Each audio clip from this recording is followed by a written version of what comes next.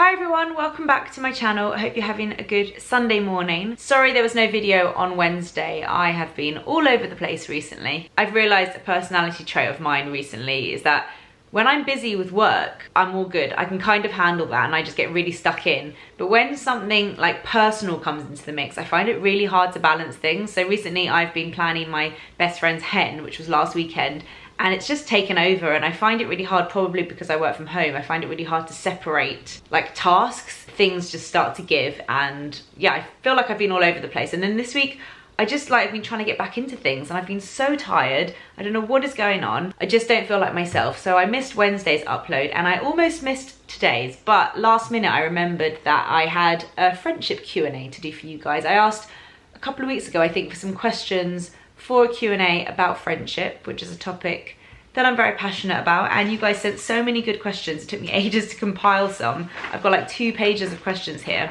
and I'm just gonna work my way through them. And I haven't like read them or planned the answer in any way, which means this might be a little bit rambly, but I also feel like then you get my true, like, honest answer on things, and it's not too like thought through. Sorry if the light goes in and out, but it's because the blinds are behind me. Okay, I'm gonna get going with the first question because there are so many. And this one is, what do you and your husband, it's still so weird to hear the word husband, what do you and your husband think of friends of the opposite sex? Are you okay with him going out for lunch with a female friend? I feel like this question is probably more to do with your relationship as a couple rather than like friendships, but I think if you trust the person you're with, then it shouldn't be an issue at all.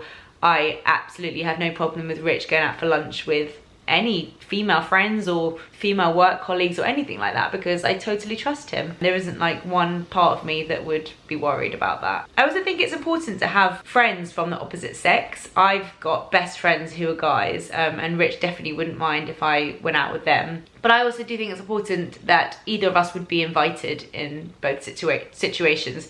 I think if I had a male friend who I only ever liked seeing without Rich and I never wanted him to come along, that could be weird. But if the option's there for an invite, I think it's totally normal. What do you think is the best way of making new friends? I'm 28 and I don't have a best girl mate or a group of mates. I have friends, but they're scattered across the world, and sometimes I feel lonely. I'm quite shy, which makes it harder, but I'm never sure how to pluck up the courage to try and make new friends at my age. And there were so many questions about making new friends. The next one's, I work from home, I find it quite hard to meet people since I'm no longer in school and I don't have any co-workers, but I'm looking for advice on how to meet new people. So many questions about making new friends, and I think it is really hard, like as an adult, to meet new friends. You know, you go to school, you maybe go to uni or college and you meet new people, and then when you start a new job you meet new people, but apart from that there aren't that many situations where you have the opportunity.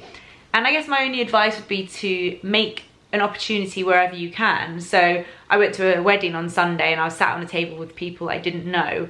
That's an opportunity to make friends, or making friends through your other friends.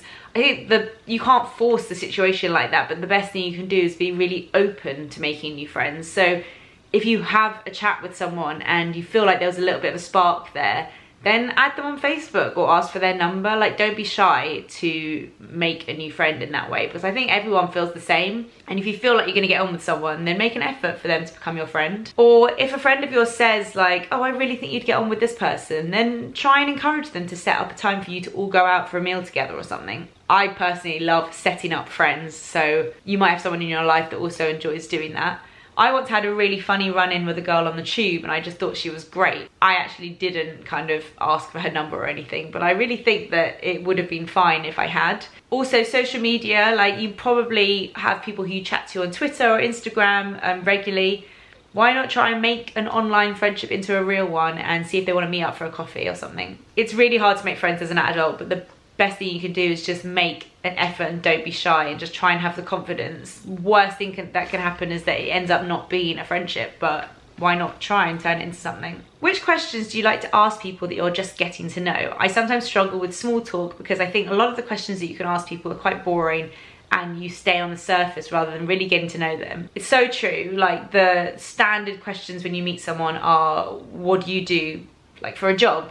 Which everyone hates that question. Like, my dad, whenever he goes to weddings, he just makes up the answer and tells people he's like a lion tamer and stuff, just because he gets so bored of saying what he actually does. I'm quite lucky because my job's quite interesting now, but even then I hate talking about it because it's just like, I don't know, it's a bit cringe. So although you might start with a question like, what do you do? I think the important thing is to listen to the response and create a conversation from that. So instead of saying, what do you do for a living? And they say, I'm an accountant. And then you go, oh, okay, cool. Don't do that. Don't shut down the conversation. Listen to what they say and try and ask another question. Turn it into something more. What do you do for a living? I'm an accountant. Oh, what kind of company do you work for? It's a music company. Oh, that's really interesting. So do you have any clients that I would have heard of? Yeah, we look after this person actually. Oh, is that the sort of music that you're into? Like, create a conversation from it, do you know what I mean? It's an effort, but that's how you'll end up on the route to a more interesting conversation than just like top line, boring chat. Compliment them on what they're wearing and ask where it's from. They might say that it's from Whistles, and then you can say, oh, I love Whistles. It always starts with like awkward basic chat, but as long as you're really engaging and you're really listening, it can go somewhere deeper, hopefully. Just be a good listener. I hate when you're chatting to people and they're just like, their eyes are just looking around for someone else better to talk to. That is just the worst trait ever. How to cope when you realise you and a friend no longer have anything in common and you feel like you want to cut ties as it's just not working for you anymore. Like, the friendship doesn't have anything holding it together. I'm in my early 30s, so long-term friendships tire out, if that makes sense. I think that's also a big problem for people. I've had friendships my whole life, and it is scary to think as our lives change and we go in different directions, how do we kind of keep those friendships strong? And I think if you feel like one of your friendships is kind of fizzling out, you have to decide if that friendship is important to you or not, if you want to continue being friends with that person or you don't, because really you are in control of that situation. If you're not bothered and you don't really want to be friends with that person anyway and they're not making an effort and you kind of feel like you're not making an effort, then let it fizzle out. The best thing about friendships, it's not like a relationship, you don't have to dump each other. Let it fizzle out, that happens. It's normal. But if it's a friendship that means something to you, then address it and have the confidence to meet up with that person. And you don't have to make it a confrontational argument. Just say, I feel like we haven't been as close as we usually are recently. What's going on? Have you got anything else going on in your life? Like, chat to me, I want to know. I still love you and would love to hang out more, so let's try and make this work.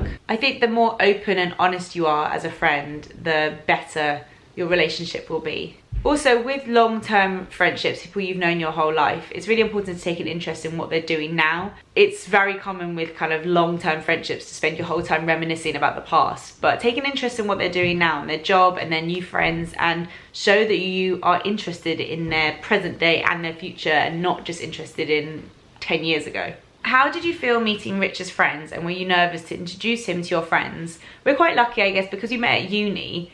We met each other's friends in a kind of uni environment when we were young and drunk and fun, and it wasn't like, if we met each other now, I guess it would be more of like a formal introduction. But I remember introducing Rich to a few people, like Jake, who was one of my oldest, bestest friends, and he's a guy, so I think that was quite intimidating for Rich to meet him, and I'd really like hyped him up as like one of the most important friends in my life. And I think it is quite scary to meet your partner's friends, but everyone loves you. Your friends want you to be happy, and the person you're with, like, know how much your friends mean to them. I think it's important to tell your partner how much your friends mean to them so they know before they meet them. But yeah, I guess I was quite nervous to meet Richard's friends, and I think he was quite nervous to meet mine, but over the years, we've all just got to know each other better. And it's not always like an instant connection. And there might be some friends that you prefer to see when you're not with your boyfriend or your girlfriend. You just have to kind of play it by ear and see who gets on with who. How did Rich transition into your already established friend group? Yeah, I think at the beginning he was quite shy and nervous, and I found it a little bit frustrating just because I knew how great he was and I felt like he wasn't showing his true self. I keep having to stop this video because the people upstairs are moving out and making so much noise, so I've had lunch,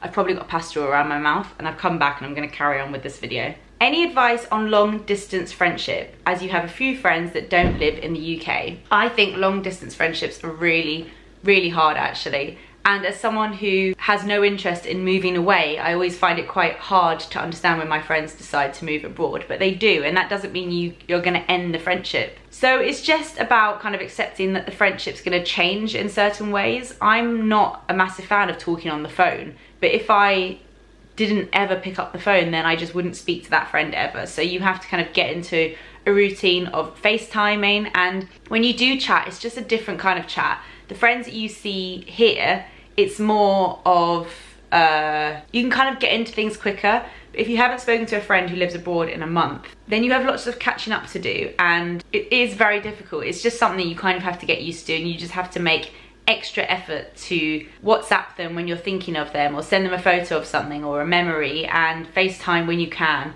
On my phone, where it has like the world clock, I keep a time of where all my friends live. So if it's like New York or Germany or Australia, so I always know what time of day it is, and I can keep track of like when's good for them to talk. I also think it's nice to like send a card every now and again if you're thinking of them, or you see a card that reminds of them. You just have to make more of an effort with the friends that live abroad, I think. Also, obviously, if you can visit each other, that makes a massive difference. How to deal with jealousy in friendships and comparing yourself to your friends. I think this is something that you mainly suffer with when you're younger, when you're a teenager. For me, I feel like in my 20s, I started to be less selfish as a friend and think more about what kind of friend I am to others. When you stop feeling jealous, it actually makes selfishly, it makes you feel better as a person as well. So it's really important to teach yourself how to be happy for a friend. Even if you're just faking it and forcing yourself to go, oh my God, I'm so happy for you. You kind of convince yourself of it. And you just have to focus on your own thing and not compare to everyone else. I know it's really easy to just say that. I guess I don't know what advice I have on actually changing the way you feel. I think it's something that just comes with age. I feel like for me in my 20s, I just had a shift where suddenly I didn't feel jealous. If something great happened to my friend, I genuinely felt happy for them. And I didn't immediately think, oh, but that hasn't happened to me. Because you just can't. It'll make you feel miserable. If you're the person who is making all the effort to always connect with a friend, at what point do you stop trying to see if that friend will still make time to see or contact you? Are they really a friend if this is the case? And is it okay to stop trying to connect if you feel it's one-sided? So the first part of that almost sounded like she wanted to stop making an effort to see if her friend still makes the effort. And for me, that's just playing games in a friendship, and I don't think there's any room for game playing, because who wins in the game? You know, if you stop trying and they don't try, you're going to feel miserable too. So I don't think you should play a game with it. If you feel like your friend isn't making as much an effort with you as you are, then speak to them. Worst comes to worst, you end up having a huge argument and you never speak again, but at least you know you tried. Like I said, don't have a big kind of confrontational argument. Just sit down and say, like, I feel like you've been a bit off with me recently. Is it something I've done? Kind of put the focus on you. Like, is there something I can do to make this better? I love hanging out with you. I want to spend more time with you. Don't kind of make it all about them being a bad friend. But maybe that person does just want your friendship to fizzle out. And if you don't feel the same way, it's a massive shame. But people do grow apart. I would just say have a chat first, because you don't want to kind of come back to things 10 years later and say, oh, but I thought you didn't want to be my friend. Oh, but I thought you didn't want, like, miscommunication is the worst thing. Okay, this girl has quite a few questions. How do you think friendships change as you grow up? I've kind of talked about that. What do you look for in a friend? Do you believe some friendships are temporary, and how do you deal with it when a friendship ends? What do I look for in a friend? I look for someone that is loyal, that will be there for me when I need them at a drop of a hat, who will kind of prioritize me, and someone who will open up to me and trust me to speak their mind and talk to me about important things that are kind of private to them.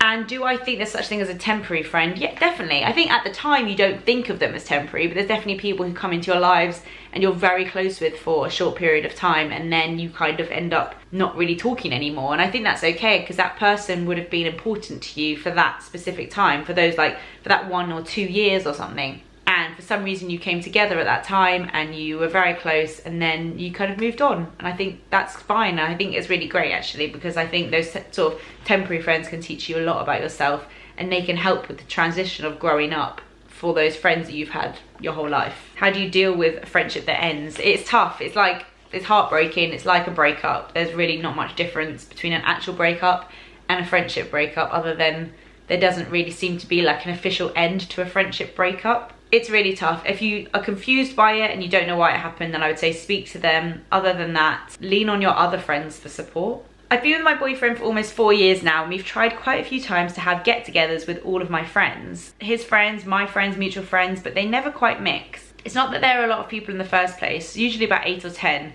but it does feel a bit awkward, and it usually ends up where they split off into their own groups and never talk to each other. And she basically goes on to say that it worries her about what it'll be like at their wedding and stuff.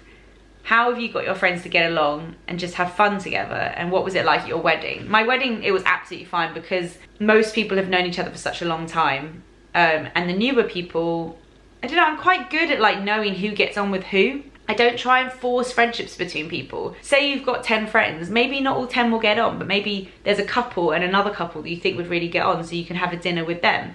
Within my friendship group, there's definitely some people who are closer with others, and I think it's about identifying which ones will get on with others and not forcing relationships that aren't there. You can tell when people meet if they instantly get on or not. And I think it's important for your friends to make an effort with each other. And if they're not doing that, that's, I don't know, that's kind of down to your friends. I feel like I'm very lucky. My friends are lovely and they would totally make an effort with anyone that I introduce them to.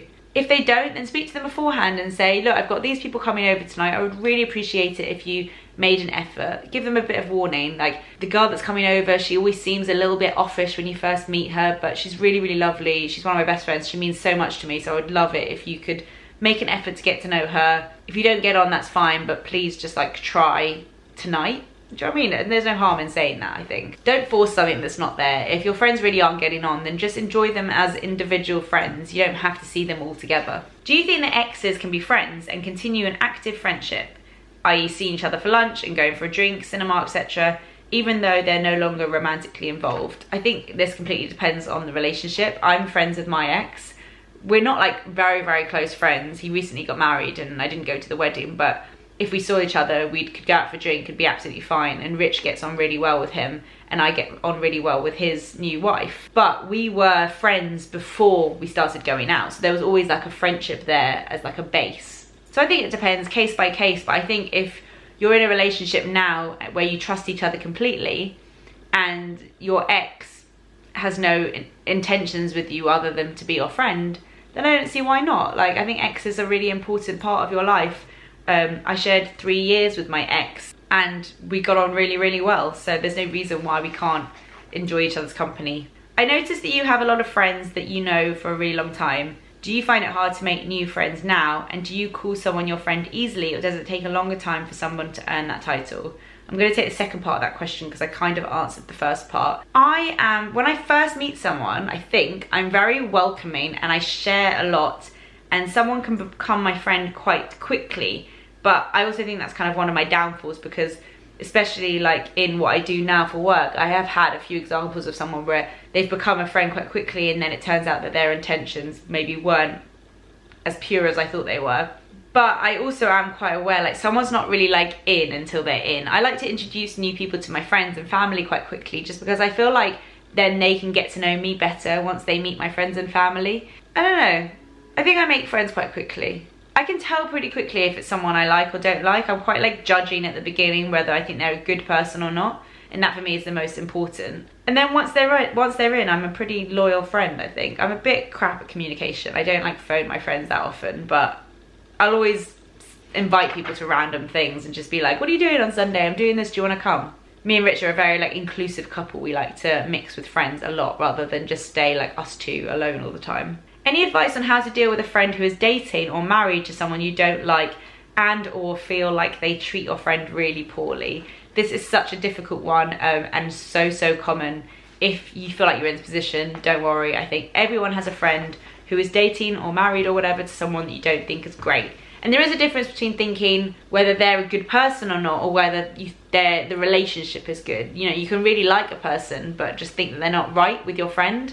And really, I just think it's not your place to say. It's such a hard one to see your friend in a relationship that you think is kind of toxic. But I've had friends who have been in 3-year relationships with a guy that I didn't like and didn't think was right for them, and when and if it ends, it is so much better to come out the other end being the friend who is there and supportive, and not being the friend who's saying, I told you so, I never liked him from the beginning. Like, you just don't want to be that person, because that's not being a good friend. Your friend who is in that relationship has to learn for themselves. You can't force someone to see something that they can't see. If you just keep going on about how much you don't like the person, it's only going to distance yourself as a friendship, because unfortunately most people prioritize their romantic relationships over their friendships. Not everyone, but some people do. It's very difficult to be in a strong position as a friend if you don't like someone they're romantically involved with. My advice would be to just be supportive, just be a good friend, bite your tongue, If it doesn't end in a breakup and it ends in a marriage, then you have to just accept that your friend is a grown-up who can make their own decision, and you have to be happy for them no matter what. Your only priority should be that your friend is happy. If they're not happy, it's quite unlikely they're going to go through and get married and stay married to this person. But if they really think that that's what makes them happy, then you have to just go with that and accept that. It's not your relationship. You have your own life to deal with, and if that means seeing your friend without their boyfriend or husband because you don't get on with him, then that's fine. Just your top priority needs to be that they're happy. Don't make it about yourself. If your friend has hurt you or done something wrong, how do you tell them without being worried that you might be confrontational or hurt their feelings? I think it's just the way you deliver it. Try not to be like hot-headed about it and go in all heated, and think about what you want to get from the conversation. If your friend has done something to upset you, you need to analyze the situation and think, is this important enough to me to jeopardize my friendship? Because this could go wrong and they might really be upset with me. So is this thing that they've done, how much did it affect me? If you decide it's a big enough deal that you want to talk to them about it, then it's just the way you deliver it, I think. It's the way you handle it. Stay calm, know what you want to get out of the conversation, give them examples of how you would have liked the situation to have been handled better. If you just go in like hot-headed and angry, then you're never going to get what you want out of the situation because you don't really know what you want, you're just angry. So let yourself calm down about it. Think about how you would have preferred it had gone and try and have an adult conversation. And let them know how much you care about them and love them so that they know you're not trying to end the relationship. This is the last question. I know this isn't really a relationship question, but it still kind of counts. What do you do if you have a friend who's really clingy, but you don't like her as she's bitchy and she's not your type of personality? How do you get rid of her without hurting her? I'm in a very small school and she is in my class. Now, I left this question in because it's such a good example of school friendships that just isn't really a thing when you're older. Like, having someone kind of tag along and follow you around everywhere who you don't really like, but she really likes you, it's just such a school scenario.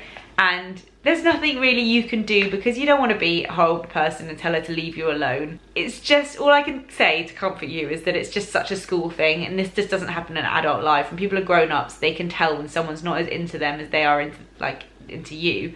So just get through school, and if she really likes you that much, then that's sweet. She might be a really nice person. Like, maybe she's being bitchy because she thinks that's what being cool is. If you feel uncomfortable with the way she's acting, and sometimes in school I feel like you're grouped together with people and people are like, oh, you're friends with her, so I don't want to be friends with you. If you feel like you're being grouped together with her and you don't like the way she acts, then just say, I really don't feel comfortable when you bitch about people.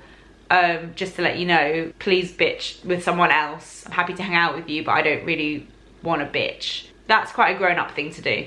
But other than that, don't worry. When you leave school, everything changes. You might not even be friends with those people anymore, and then you might have a few people that you stay friends with forever. So just get through school. I know it's tough. Those are all the questions. This video took me hours to film because I had a lunch break in between, but I love talking about friendship. It's so important to me, so great. I posted a photo the other day just saying girlfriends are the key to happiness, I'm sure of it. It was National Girlfriends Day a few days ago, I think. Anyway, I hope that answered some of your questions, and let me know if you enjoyed this Q&A. I love doing Q&A videos, they're just so chilled, so let me know what other topics you would like me to discuss, and I'll get on that. I think that's all. I'm gonna go over to my sister's now and have a cuddle with my new little nephew because he's so cute. I should be back on Wednesday with another vlog, and thank you for all being patient with me. I will see you in my next video. Bye.